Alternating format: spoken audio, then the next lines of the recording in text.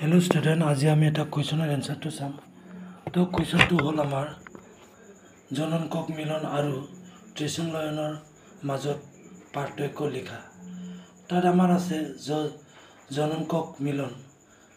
এই এটা হৈছে এটা গুৰুত্ববীজী উদ্ভিদৰ পুংজনন ককৰ ডিম্বকৰ সৈতে মিলন প্ৰক্ৰিয়া আৰু আনফালে আছে ত্ৰিসংলয়ন। ত্ৰিসংলয়নত আছে আমাৰ এই হৈছে এটা গুৰুত্ববীজী উদ্ভিদৰ পুংজনন ককৰ দ্বিগুণিত জন কক কেন্দ্ৰৰ সৈতে মিলন প্ৰক্ৰিয়া। দ্বিতীয় পইণ্টটো আছে আমাৰ জনন কক মিলনত।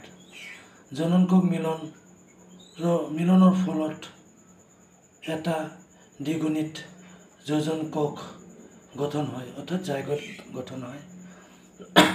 আনহাতে ত্ৰিসংলয়নত আছে আমাৰ ত্ৰিসংলয়নৰ ফলত ত্ৰিগুণিত প্ৰাথমিক ভ্ৰূণপোষ কক কেন্দ্ৰ গঠন হয়, অৰ্থাৎ প্ৰাইমাৰী এণ্ডোস্পাৰ্ম নিউক্লিয়াছৰ সৃষ্টি হয়। এতিয়া এনসাৰটো লিখি লোৱা।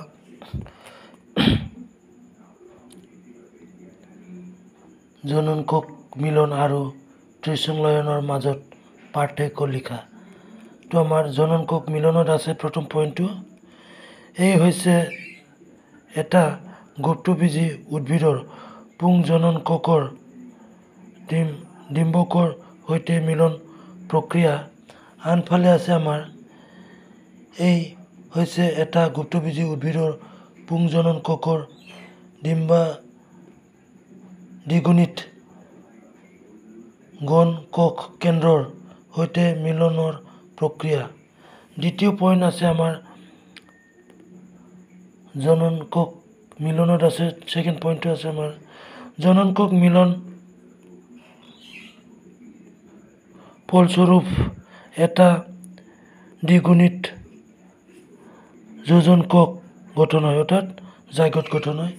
এইফালে ছেকেণ্ড পইণ্ট আছে আমাৰ ত্ৰিসংলয়নত। ত্ৰিসংলয়নৰ ফলত ত্ৰিগুণিত প্ৰাথমিক ভ্ৰূণপোষ কক কেন্দ্ৰ গঠন হয়, অৰ্থাৎ প্ৰাইমাৰী ট্ৰিপ্লইড এণ্ডোস্পাৰ্ম নিউক্লিয়াছ। এতিয়া এনসাৰটো ধুনীয়াকৈ লিখি লোৱা।